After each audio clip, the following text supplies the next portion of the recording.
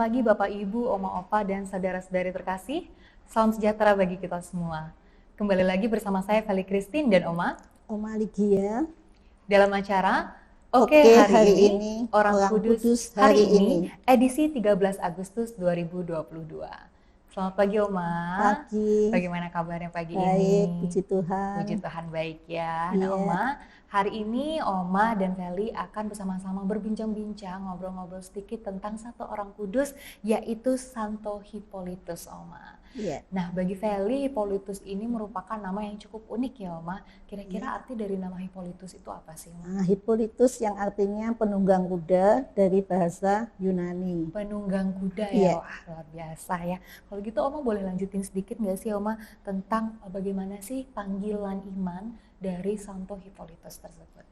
Santo Hippolytus sebetulnya dia adalah seorang militer, perwira tentara dalam kerajaan Romawi yang ditugaskan untuk menjaga tawanan orang Kristen yang ditangkap pada masa penganiayaan Kaisar Maximinus.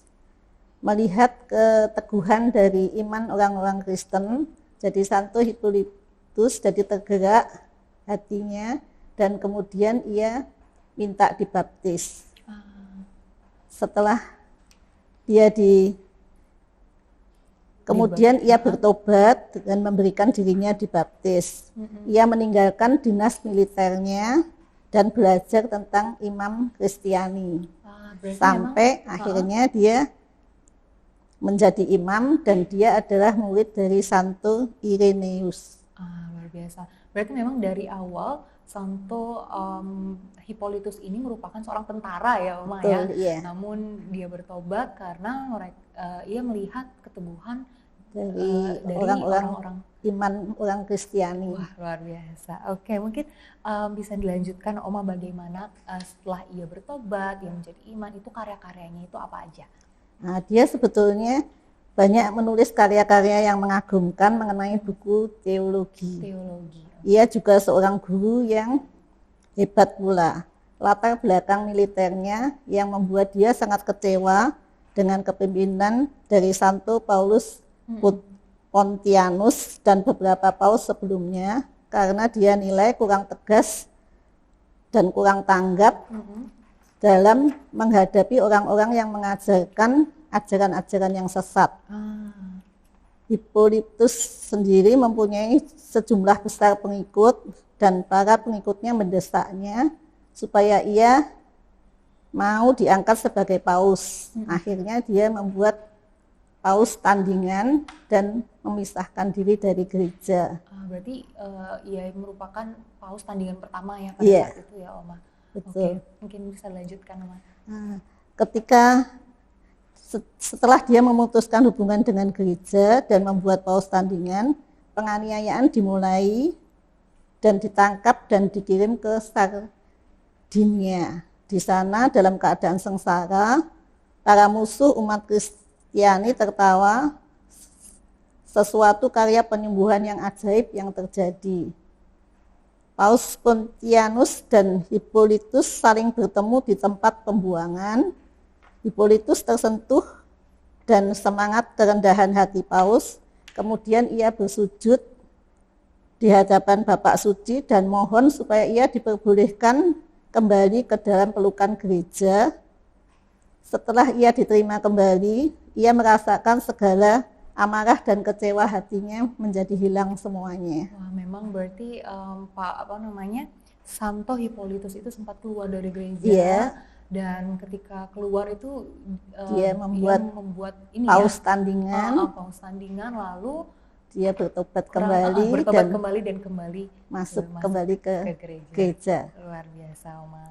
Nah itu merupakan kisah hidup dari Santo Hippolytus. Nah kalau boleh tahu bagaimana sih kisah wafat dari Santo Hippolytus itu sendiri? Santo Hippolytus ini wafatnya dia sebagai martir dan wafatnya sangat mengerikan. Sangat mengerikan gimana? Mengerikan karena dia ditarik oleh seekor kuda yang diikat tangan dan kakinya dan ditarik bertentangan sehingga tubuhnya terbelah menjadi 4 bagian. Wah benar-benar tragis ya Oma ya. Iya. Namun begitu, ia bisa menjadi martir bagi kita semua ya Oma ya, Betul, luar iya. biasa. Tentunya ini juga dapat menjadi banyak pelajaran untuk Feli dan juga untuk pemirsa yang ada di rumah ya Oma ya, Iya. bahwa kita menjadi umat Kristiani itu tidak boleh takut melihat bagaimana wafatnya Santo Hippolytus ini merupakan sesuatu yang sangat tragis ya. Betul. Oma tangan dan kakinya itu diikat pada kuda sampai terbagi ke 4 bagian. Itu menunjukkan bahwa betapa beraninya Santo Hippolytus untuk memegang teguh imannya, dan itulah juga yang harus kita lakukan dalam kehidupan sehari-hari agar sekiranya iman kita tidak mudah goyah ya Oma ya. Betul. Kita selalu berpegang teguh pada Yesus Kristus. Terima kasih sekali lagi Oma sudah mau bercerita-cerita tentang bersama Feli ya tentang Santo Hippolytus ini. Iya. Dan mungkin sebelum Feli tutup sesi Oke hari ini pada pagi hari ini, marilah kita berdoa bersama-sama ya Oma ya. Iya. Dalam nama Bapa dan Putra dan Roh Kudus. Amin. Santo Hippolytus, Doakanlah kami. Kemuliaan kepada Bapa dan Putra dan Roh Kudus, Seperti pada permulaan, sekarang, selalu, dan sepanjang segala abad. Amin. Dalam nama Bapa dan Putra dan Roh Kudus. Amin. Terima kasih sekali lagi Oma sudah datang. Dan Iya. itulah tadi kisah dari Santo Hippolytus. Nantikan video-video kami berikutnya. Dan sampai jumpa di acara Oke hari ini, Orang Kudus hari ini berikutnya. Nah.